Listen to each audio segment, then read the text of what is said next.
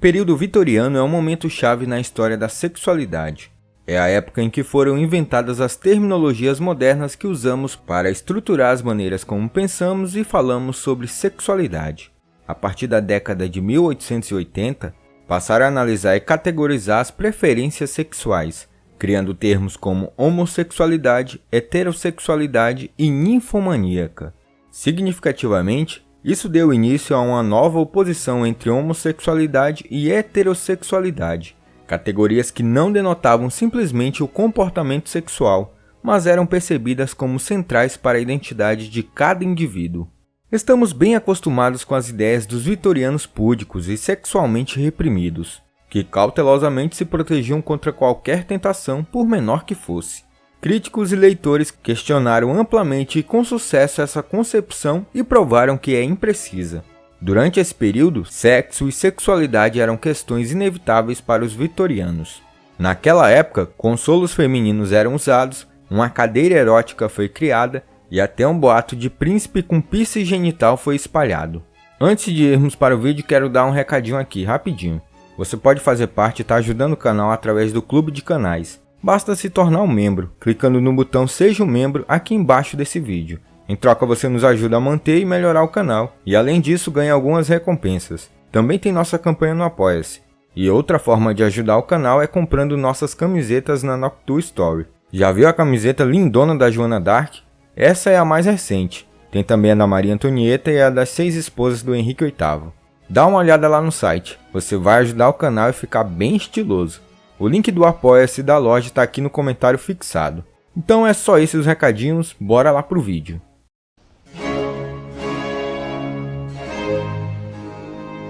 Até então não se sabia da existência dos cromossomos sexuais, e especialistas construíram um modelo didático estereotipado.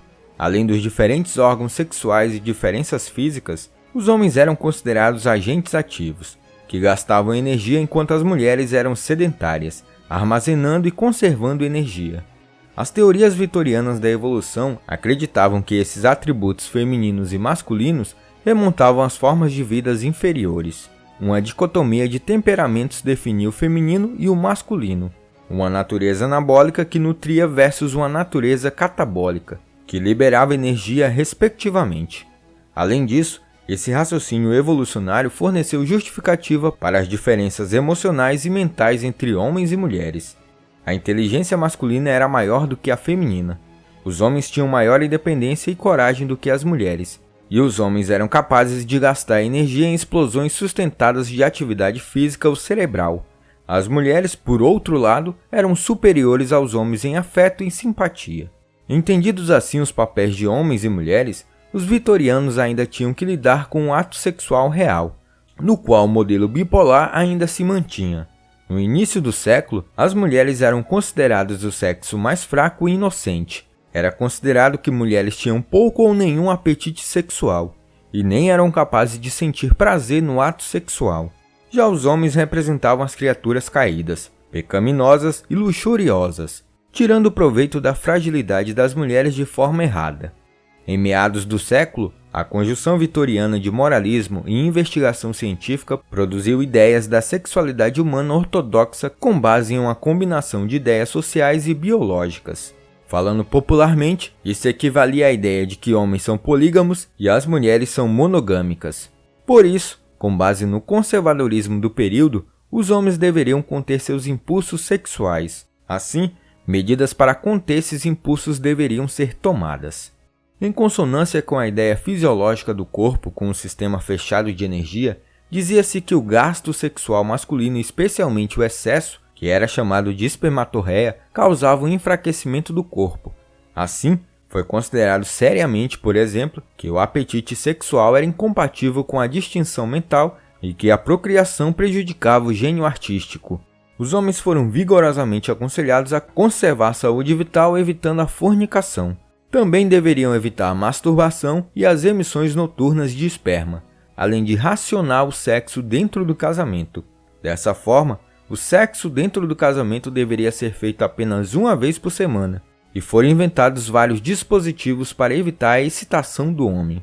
Mesmo quando outras causas estavam presentes, A doença e a debilidade eram frequentemente atribuídas à masturbação. Do mesmo modo, foi dito que as doenças que afligiam os adolescentes significavam excitação sexual anormal. Pelos mesmos motivos, a atividade sexual irregular foi condenada. Existem amplas evidências de que muitos casais da classe trabalhadora anteciparam o casamento quando a mulher começava a dar sinais de estar grávida. A censura social para as mulheres que tinham relações irregulares era tão grave que muitas mães solteiras entregavam seus bebês aos lares de adoção, ou em desespero cometiam infanticídio. A prostituição continuou sendo um grande tópico de preocupação social. A resposta foi uma campanha cultural sustentada em sermões, jornais, artes literárias e visuais, para intimidar, envergonhar e eventualmente conduzir mulheres das ruas, representando-as como um elemento depravado e perigoso da sociedade, condenando o homem à doença e à morte. A partir da década de 1870, passou a existir uma campanha em prol da pureza social, contra o duplo padrão sexual e pela continência masculina e feminina fora do casamento. O movimento teve sucesso em aumentar a preocupação do público com bordéis, exibições teatrais indecentes e imagens de mulheres nuas na arte. O comportamento sexual privado é difícil de avaliar, embora haja muitos indícios de que maridos atenciosos, que não insistiam em relações sexuais, eram admirados, principalmente por causa da alta taxa de mortalidade materna. Mas há evidências claras de que a família vitoriana de 6 a 8 ou mais filhos estava se extinguindo em 1901. A partir da década de 1870, casais em todas as classes estavam escolhendo limitar e planejar o tamanho da família. E para isso, eles utilizavam o método da abstinência sexual. E isso ocorreu apesar do fato de que o conhecimento e os métodos anticoncepcionais não estavam disponíveis ao público. Embora a heterossexualidade fosse considerada normal e natural durante todo o período, os últimos anos também testemunharam um aumento visível da homossexualidade, principalmente em homens. Embora em grande parte escondidos devido às leis que proibiam a indecência em público, atos homossexuais masculinos privados não foram explicitamente e severamente proibidos até 1885, quando o relacionamento gay à porta fechada foi considerado crime. Nos campos de gênero, saúde, medicina e sexualidade, os vitorianos raramente viviam de acordo com seus estereótipos, como acontece com tantas outras áreas de suas ideias e práticas. Eles lutaram em campos em desenvolvimento dramático e complexo, sempre influenciados por uma visão global mais ampla. Por outro lado, as tentativas vitorianas de reprimir os impulsos sexuais eram, de certa forma, simplesmente práticas. Buscava-se evitar pegar doenças sexualmente transmissíveis. A sífilis estava aparentemente em toda parte em meados de 1800. Era uma doença não só desfigurante, como também podia afetar a saúde mental e ser transmitida para os filhos, e naquela época não havia cura. Embora os preservativos existissem, eles não eram incentivados como são hoje. Naquela época, as DSTs eram frequentemente vistas como punição por falta de moral. A fábrica da Goodyear começou a produzir preservativos de borracha em 1855, mas a maioria ainda era feito de intestino de animal, que estava sujeito a rasgar na hora do ato.